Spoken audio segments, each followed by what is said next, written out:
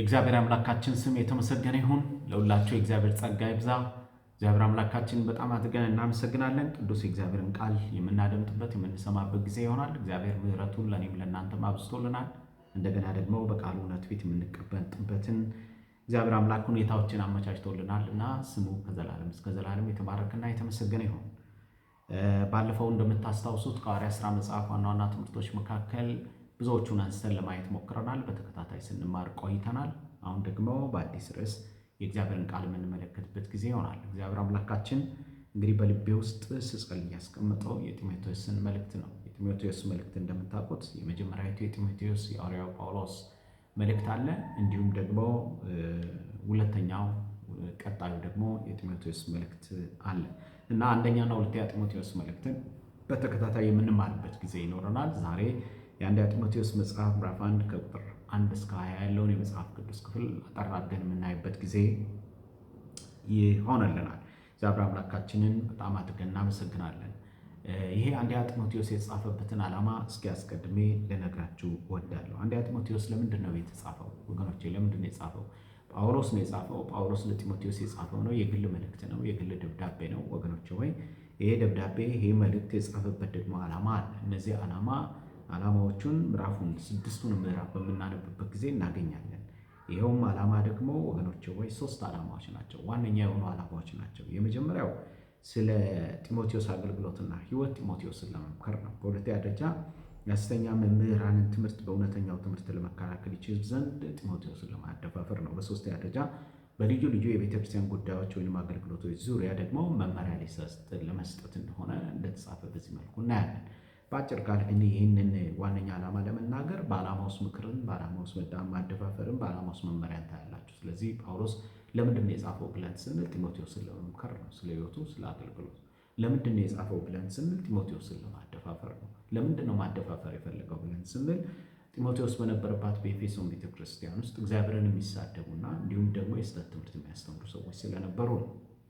በሶስተኛ ደረጃ ደግሞ በልዩ ልዩ የቤተክርስቲያን አገልግሎት ዙሪያ ደግሞ መመሪያ ለመስጠትም ደግሞ ጳውሎስ እንደጻፈ እንመለከታለን። እንግዲህ ቤተክርስቲያን እንድንመራ አደራ ለተሰጠን ቤተክርስቲያንን እንዲመሩ ከኛ በኋላ ቤተክርስቲያንን እንዲመሩ አደራ ለተሰጣቸው ሰዎች ቀደምት የሆኑን አገልጋዮች ተተኪ ለሆኑት መሪ አገልጋዮች የምናስተላልፈው መልእክት ይህንን ነው። ምንድን ነው መልእክታችን ሊሆን የሚገባው? የመጀመሪያው ምክር፣ ሁለተኛ ማደፋፈር፣ ሶስተኛ መመሪያ መሆን አለበት ማለት ነው። መመሪያ መሆን አለበት። ይህንን እንማራለን። ይሄ ደግሞ የቤተክርስቲያን መሪዎች ደግሞ ዋነኛ ድርሻ ሆኖ ነው በጢሞቴዎስ መልእክት ውስጥ የምንመለከተው። እንግዲህ ዛሬ ለምንነጋገረው ለአንደኛ ጢሞቴዎስ መጽሐፍ ምዕራፍ 1 ከ1 እስከ 20 ለምንመለከተው ለምንማረው የእግዚአብሔር ቃል የሰጠሁት ርዕስ ማስጠንቀቂያና አደራ የሚል ነው። በእርግጥ በመጽሐፍ ውስጥ ወገኖች ወይ ማስጠንቀቂያና የጳውሎስ አደራ ጎልቶ ይታይ እንጂ በዚህ ምዕራፍ ውስጥ ሌሎች የምንመለከታቸው ነገሮች አሉ። ማስጠንቀቂያው አደራው እንዳለ ሆኖ ምስክርነትና ደግሞ ምስጋናን እንመለከታለን። ጳውሎስ ስለ ሕይወቱ ሲመሰክር፣ ስለ አገልግሎቱ ሲመሰክር እንዲሁም ደግሞ እግዚአብሔርን ደግሞ በተመረጡ ቃላቶች በጣም አድርጎ እግዚአብሔርን ሲያመሰግን በመጽሐፍ ውስጥ እንመለከታለን። ስለዚህ ይሄ ምዕራፍ 1 ከ1 ጀምሮ እስከ 20 በምታነቡበት ጊዜ ማስጠንቀቂያ አለው፣ አደራ አለው፣ ምስክርነት አለው፣ ምስጋና አለው ማለት ነው በመጽሐፍ ውስጥ። ከነዚህ ሁሉ ልንማር እንችላለን። እስቲ ወገኖች ወይ አስቀድመን ይህንን ምዕራፍ 1 ለመመልከት ምዕራፍ 1 ከ1 እስከ 2 ያለውን የመጽሐፍ ቅዱስ ክፍል እስቲ ለማየት እንሞክር። እንግዲህ በምዕራፍ 1 ከ1 እስከ 2 ስትመለከቱ የጳውሎስን ሰላምታ ታያላችሁ። የጳውሎስ ሰላምታ ብዙ ጊዜ ስንመለከት መልእክት አዘል የሆነ ሰላምታ ነው የሚያስተላልፈው። ምክንያቱም ሰላምታው ራሱ ትምህርት ነው። ሰላምታው ራሱ መልእክት ሆኖ ነው የምንመለከተው ማለት ነው። እና እኔ በዚህ ሰላምታ ውስጥ 4 መልእክቶችን አግኝቻለሁ። አንድ በአንድ አጠር አድርጌ ልንገራችሁ። የመጀመሪያ ያገኘሁት መልእክት አዳኛችን ስለሆነው ስለ እግዚአብሔር አብና ተስፋችን ስለሆነው ስለ ጌታ ስለ ኢየሱስ ክርስቶስ ተመልክቻለሁ። በዚህ ሰላምታ ውስጥ ምን ይላል ጳውሎስ?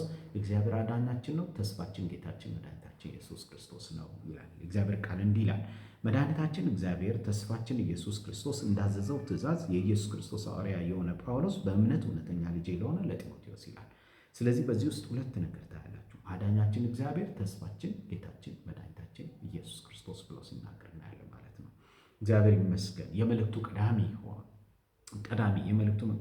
የሆነው ነገር ሁል ጊዜ መልእክት አዘል የሆነ ሰላምታ ቀዳሚ አድርጎ ነው በመልእክቶቹ ውስጥ ጳውሎስን የምንመለከተው እና ይሄ ደግሞ ለእኔና ለእናንተ ትልቅ መልእክት ነው ወገኖች፣ ትልቅ መልእክት ነው። አዳኛችን ጌታ ኢየሱስ ነው። ተስፋችን ጌታችን መድኃኒታችን ኢየሱስ ክርስቶስ ነው። በቲቶ መጽሐፍ ምዕራፍ 2 ቁጥር 11 ላይ እንኳን ሲናገር የእግዚአብሔር ቃል የተባረከ ተስፋችን የኢየሱስ ክርስቶስ የጌታችን ዳግመኛ ተመልሶ መምጣት ነው፣ መገለጡ ነው ወገኖች፣ መገለጡ ነው። ስለዚህ አዳኛችን ማነው? ጌታ ነው። እንዲሁም ደግሞ ተስፋችን ማነው? ጌታችን መድኃኒታችን ኢየሱስ ክርስቶስ ነው። ስለዚህ ወገኖች ተስፋ የሌላችሁ የሚመስላችሁ ሰዎች፣ ስለ ዘላለም ሕይወት ተስፋ ያጣችሁ የሚመስላችሁ ሰዎች ተስፋ አለ። እሱም ጌታ ኢየሱስ ክርስቶስ ነው። በመስቀል የሞተ የተቀበረ፣ እንዲሁም ደግሞ ከሙታን የተነሳ ያረገ፣ ተመልሶ የሚመጣ ቤተክርስቲያን የሚወስድ ለዘላለም ከቤተክርስቲያን ጋር የሚኖረው ጌታ ማለት ነው። ጌታ ስለዚህ ኢየሱስን የምትቀበሉት ለእናንተም ተስፋ ይሆንላችኋል፣ አዳኛችሁ ይሆንላችኋል እና ሕይወታችሁን ለኢየሱስ ክርስቶስ እንድትሰጡ ጠይቃችኋለሁ። ኢየሱስ አዳኝ ነው። ኢየሱስ ጌታ ነው። በቃ ጳውሎስ በመልእክቱ በሰላምታ ውስጥ የሚያነሳው መልእክት ይሄንን ነው። ሁለተኛ የሚያነሳው ሐዋርያ እንዲሆን እግዚአብሔር እንደጠራው ደግሞ ሲያነሳ እንመለከታለን እና ጳውሎስ ተጠራው ሲል በዚህ መጽሐፍ ቅዱስ ክፍል ውስጥ ኢየሱስ ክርስቶስ እንዳዘዘው ትእዛዝ የኢየሱስ ክርስቶስ ሐዋርያ ይላል። ኢየሱስ ክርስቶስ እንዳዘዘው ትእዛዝ የኢየሱስ ክርስቶስ ሐዋርያ ነኝ ብሎ ሲናገር እንመለከታለን።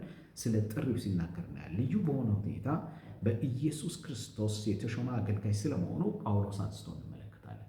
እግዚአብሔር አምላካችን ስሙ ለዘላለም የተመሰገነ ይሁን። በክርስቶስ ኢየሱስ ካመንን በኋላ አንዳንዶቻችንን ለአገልግሎት ሊጠራን ይችላል። በሙሉ ጊዜ አገልግሎት እግዚአብሔር አምላካችን እንድናገለግል የአገልግሎት ጥሪ እግዚአብሔር አምላክ ሊሰጠን እንደሚችል እንመለከታለን እና እግዚአብሔር አምላክ እኔን በጌታ በኢየሱስ ክርስቶስ በኩል ጌታችን መድኃኒታችን ኢየሱስ ክርስቶስ እንዳዘዘ ሐዋርያ እንደሆን ጠርቶኛል፣ ሾሞኛል፣ እውቅና ሰጥቶኛል ብሎ ሲናገር እንመለከታለን ማለት ነው። በሶስተኛ ደረጃ በሰላምታ ውስጥ የሚያነሳው በእምነት እውነተኛ ልጄ ስለሆነው ስለ ጢሞቴዎስ ብሎ ሲያነሳ ታያላችሁ። ስለ አባትና ስለ ልጅ ግንኙነት በዚህ የመጽሐፍ ቅዱስ ክፍል ውስጥ እንግዲህ እንመለከታለን። በሰላምታ ውስጥ የጳውሎስን አቀራረብ ወደ ጢሞቴዎስ እንዴት እንደቀረበ ተመልከቱ። እንደ መንፈሳዊ አባት ሆኖ ነው የቀረበው። በእምነት በጌታ እውነተኛ ልጄ ለሆነው ለጢሞቴዎስ ይላል። እንደገና ቁጥር 18 ላይ ጢሞቴዎስ ልጄ ሆይ ብሎ ሲናገር እንመለከታለን ማለት ነው። ጳውሎስ በጌታ የጢሞቴዎስ መንፈሳዊ አባት ነው። ጢሞቴዎስ በጌታ የጳውሎስ የሐዋርያው ጳውሎስ ደግሞ መንፈሳዊ ልጁ ሆኖ ነው የምንመለከተው። ለምን ብላችሁ ካላችሁ ጢሞቴዎስ ጌታችን መድኃኒታችን ኢየሱስ ክርስቶስን ያወቀው በጳውሎስ ትምህርት ነው። እንዲሁም ደግሞ በመንፈሳዊ ሕይወቱ ያሳደገው ጳውሎስ ነው። እንዲሁም ደግሞ የጳውሎስ ተተኪ የሆነ አገልጋይ እንደሆነ እንኳን ጳውሎስ መረዳቱ ነበረው። ስለዚህ እንደ መንፈሳዊ ልጁ ነው የሚያየው፣ እንደ መንፈሳዊ ልጁ ነው። ጢሞቴዎስም ደግሞ እንደ መንፈሳዊ አባቱ ነው የሚያየው። ምክንያቱም በወንጌል ወልዶታል፣ በወንጌል አሳድጎታል። እንደገና ደግሞ ስለ ወንጌል እሱን የሚተካው አገልጋይ እንደሆነ ደግሞ በመንፈስ ቅዱስ ተረድተዋል። ስለዚህ ይህን መንፈሳዊ አባትነትና ልጅነት እውነት ሆኖ እንመለከታለን። ዝም ብሎ መንፈሳዊ አባትነት ልጅነት የለም ወገኖች ሆይ፣ በጌታ መውለድ ያስፈልጋል፣ በጌታ ማሳደግ ያስፈልጋል። የእኛ ምትክ እንኳን እንደሆኑ ልንረዳና ልናውቅ ይገባናል ማለት ነው። ስለዚህም ጳውሎስ ጢሞቴዎስን እንዲህ በማለት ይጠራዋል። በአጠቃላይ አንደኛና ሁለተኛ ጢሞቴዎስ መልእክትን ስታጠኑ እውነተኛ ልጄ ይለዋል፣ የተወደደ ልጄ ይለዋል። ጢሞቴዎስ ልጄ ብሎ ሲጠራው ታያላችሁ። ልጄ ጢሞቴዎስ ሲለው የእግዚአብሔር ሰው ሲለው የእግዚአብሔር ባሪያ ብሎ ሲጠራው እንመለከታለን። እንዳልኳችሁ ነው። ምክንያቱም ለጳውሎስ የአገልግሎት ፍሬው ነው ወገኖች፣ የአገልግሎት ፍሬው ነው ጢሞቴዎስ። ለጳውሎስ ምትኩ ነው ጢሞቴዎስ። ስለዚህ እንዲህ ይለዋል፣ እውነተኛ ልጄ ነህ፣ የተወደድክ ልጄ ነህ፣ ልጄ ጢሞቴዎስ የእግዚአብሔር ሰው ነህ፣ የእግዚአብሔር ባሪያ ብሎ በመልእክት ውስጥ አንስቶ እንመለከታለን ማለት ነው። እግዚአብሔር አምላካችን የተመሰገነ ይሁን። መቼም ስለ መንፈሳዊ ልጅነትና አባትነት በምንመለከትበት ጊዜ መገለጫ አለው። ጢሞቴዎስ መልእክትን ማጥናት ያስፈልጋል። መገለጫ አለው ወገኖች ሆይ። መገለጫው ምንድን ነው ካላችሁ በመታዘዝና በመገዛት ነው የሚገለጠው። በትህትና ነው የሚገለጠው። ሙሉ ኃላፊነትን በመቀበል ነው የሚገለጠው። ዋኖችን በማክበር ነው የሚገለጠው። አብሮ በማገልገልና በመገልገል ነው የሚገለጠው። አብሮ መከራ በመቀበል ነው የሚገለጠው። ተተኪ ለመሆን በመዘጋጀት ነው የሚገለጠው ወገኖች፣ የሚገለጠው የመንፈሳዊ አባትነትና ልጅነት። ተመልከቱ፣ ጢሞቴዎስ ከጳውሎስ ጋር በነበረው ግንኙነት እነዚህ ነገሮች በሙሉ ታያላችሁ። ሲታዘዝ፣ ሲገዛለት፣ ትሑት ሲሆን፣ ኃላፊነትን ሲቀበል፣ ሲያከብረው፣ አብሮት ሲያገለግል፣ ሲገለገል፣ አብሮት መከራ ሲቀበል፣ እንደገና ደግሞ ተተኪ መሪ ለማድረግ ጳውሎስ ሲያዘጋጀው እንመለከታለን ማለት ነው። እግዚአብሔር አምላካችን ስሙ ለዘላለም የተባረከና የተመሰገነ ይሁን። ለዚህ ነው የጳውሎስ ሰላምታ መልእክት አዘል ነው ብለን የምንለው ለዚህ ነው። እና በእግዚአብሔር ቃል መንፈሳዊ አባትነትና ልጅነትን ፈጽመን ልንመረምረው ልናየው ይገባናል ማለት ነው። ለምን ዝም ብሎ መንፈሳዊ አባትነትና ልጅነት የለም ወገኖች። አንዳንዶች አገልጋዮች እንደሚሉት አይደለም። መንፈሳዊ ልጅ መንፈሳዊ አባቴ እንደሚሉት አይደለም ወገኖች። ረጅም ዘመን አብሮ መኖር፣ አብሮ ማገልገል፣ አብሮ መሄድ ይጠይቃል ወገኖች፣ ይጠይቃል። ስለዚህ እግዚአብሔር አምላካችን በጣም አድርገን እናመሰግናለን። በአራተኛ ደረጃ የሚያነሳው የእግዚአብሔር ጸጋ፣ የእግዚአብሔር ምሕረት፣ የእግዚአብሔር ሰላም ደግሞ ይብዛል ብሎ ሲያነሳ እንመለከታለን። ለምንድን ነው የእግዚአብሔር ሰላም፣ የእግዚአብሔር ጸጋ፣ የእግዚአብሔር ምሕረት ይብዛል የሚለው ብለን ካልን ያለ ጸጋ፣ ያለ ምሕረት፣ ያለ ሰላም በእግዚአብሔር ቤት መኖርም ሆነ ማገልገል ስለማይቻል ነው። ስለዚህ የጳውሎስ ሰላምታው እጅግ በጣም መልእክት አዘል ሰላምታ ሆኖ በዚህ የእግዚአብሔር ቃል ውስጥ እንመለከታለን ማለት ነው። ከዚህ በመቀጠል ወገኖች ሆይ ይህንን ምዕራፍ በቁጥር ከፋፍለን ለማየት እስቲ እንሞክር። ከሰላምታው ባሻገር በሰላምታ ውስጥ ካለው መልእክት ባሻገር መልእክቱን እንደገና ደግሞ ወገኖች ሆይ በቁጥር ከፋፍለን ለማየት እንሞክራለን። የመጀመሪያ የምንመለከተው ቁጥር 3 እስከ 11 ከቁጥር 18 እስከ 20 የሆነው ክፍል ነው። በዚህ ክፍል ውስጥ የምትመለከቱት ከቁጥር 3 እስከ 11 የጳውሎስን ማስጠንቀቂያ እናያለን። ከቁጥር 18 እስከ 20 የጳውሎስን አደራ ነው የምንመለከተው። ስለዚህ ያስጠነቀቀዋል፣ ደግሞ አደራ የሚለውን ነገር እንዳለ በመጽሐፉ ልንመለከት እንችላለን። እሺ ለጢሞቴዎስ የሰጠው ማስጠንቀቂያና አደራ ምንድን ነው የሚለውን እስቲ ለማየት እንሞክር። አስቀድመን ማስጠንቀቂያውን እኔ ከስህተት ትምህርት አንጻር ነው ወገኖች ወይ ማስጠንቀቂያ እየሰጠ ያለው። ምክንያቱም ከስህተት አስተማሪዎች አንድ ራስን እንጠብቅ፣ ሁለት ቤተክርስቲያን እንጠብቅ። ለዚህ ነው በኤፌሶን እንድትቀመጥ የፈለግኩት ብሎ ነው የሚናገረው በምዕራፍ 1 ላይ እንደምትመለከቱት ማለት ነው። እና ህይወትህን ራስህን ከስህተት አስተማሪዎች መጠበቅ አለብህ፣ ቤተክርስቲያንም ደግሞ መጠበቅ አለብህ፣ ለራስህም ለቤተክርስቲያንም መጠንቀቅ አለብህ ብሎ ከባድ ማስጠንቀቂያ ጳውሎስ ለጢሞቴዎስ ሲሰጠው እንመለከታለን። እነዚህ የስህተት አስተማሪዎች ህይወታቸውንና ትምህርታቸውን ደግሞ ግልጽ ሲያደርግለት እንመለከታለን።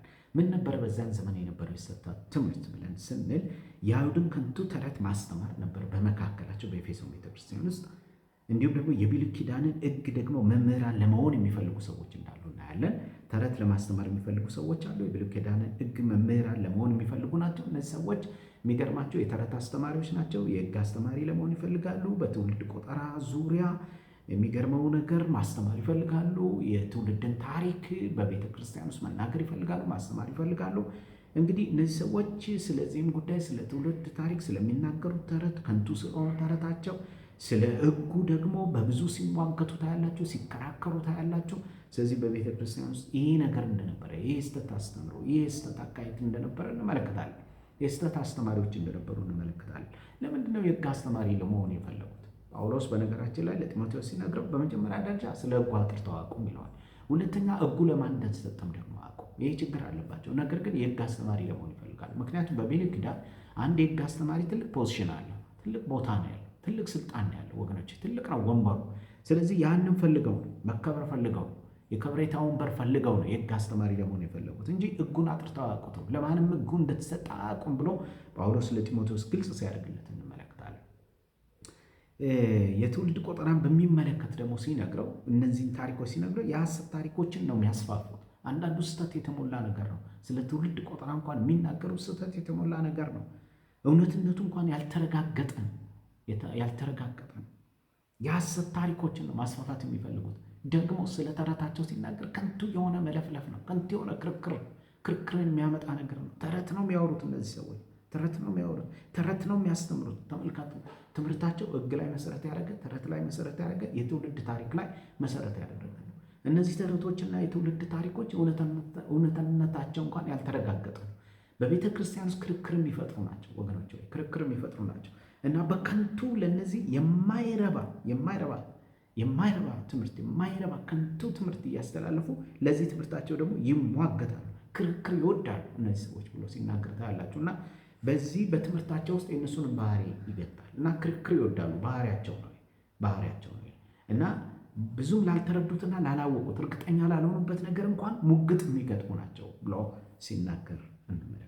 እና በትምህርት ውስጥ ምንድነው የሚያነሳው? ሁለት ዋነኛ መሰረታዊ ነገር መርሳት የለብንም።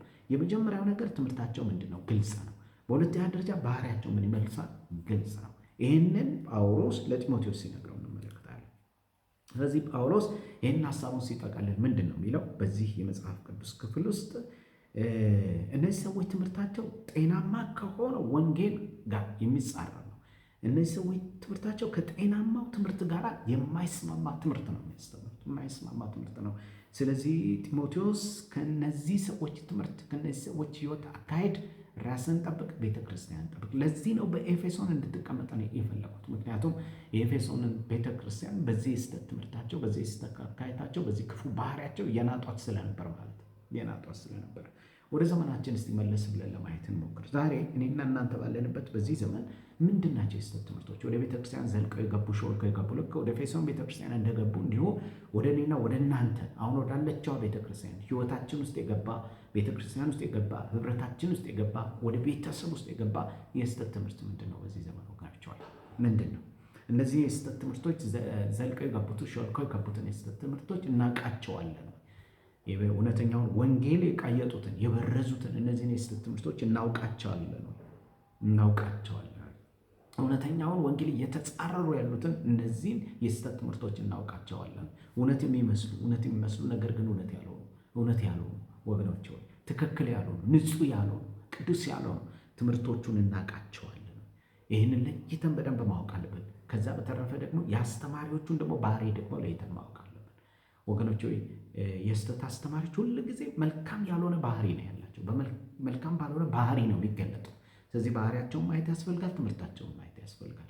ከዚያስ ራሳችንን መጠበቅ ደግሞ ለራሳችን መጠንቀቅ ደግሞም ለቤተ ክርስቲያን መጠንቀቅ እጅግ በጣም ያስፈልጋል ወገኖች ሆይ።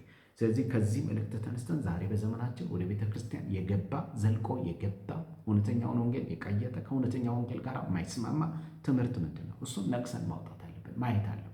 ከዛስ ባሻገር የእነዚህን ሰዎች ደግሞ ባህሪ ህይወታቸው ምን ይመስላል የሚለውን ነገር ማጥናት አለብን።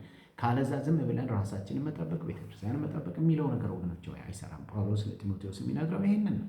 በዚህ ዙሪያ ጳውሎስ የሚገርመው ነገር ሲያደፋፍረው ነው የምትመለከቱት፣ አደራ ሲለው ነው የምትመለከቱት፣ ሲያስጠነቅቀው ነው የምንመለከተው ማለት ነው። እንደዚህ ነው የምንመለከተው። እነዚህን የስህተት አስተማሪዎች እንዴት ነው መቃወም የሚገባል? እውነተኛውን የእግዚአብሔርን ቃል በማስተማር እንደገና ደግሞ በእውነተኛው የእግዚአብሔር ቃል በማውገዝ ነው። ስለዚህ ጳውሎስ ለጢሞቴዎስ በመጨረሻ ስለ ስህተት አስተማሪዎች የሚለው ምንድን ነው? አንደኛ በእውነተኛው የእግዚአብሔር ቃል ምን በል፣ እውነተኛውን የእግዚአብሔርን ቃል ምን በል አስተምር፣ በእውነተኛው የእግዚአብሔር ቃል ደግሞ እነዚህን የስህተት አስተማሪዎች ምን በል አውግዝ ብሎ ሲናገር ነው የምትመለከተው። እንዳያስተምሩ አድርጋቸው። በምን? በእውነተኛው የእግዚአብሔር ቃል ትምህርት። እግዚአብሔር አምላካችን ስሙ ለዘላለም የተመሰገነ ይሁን።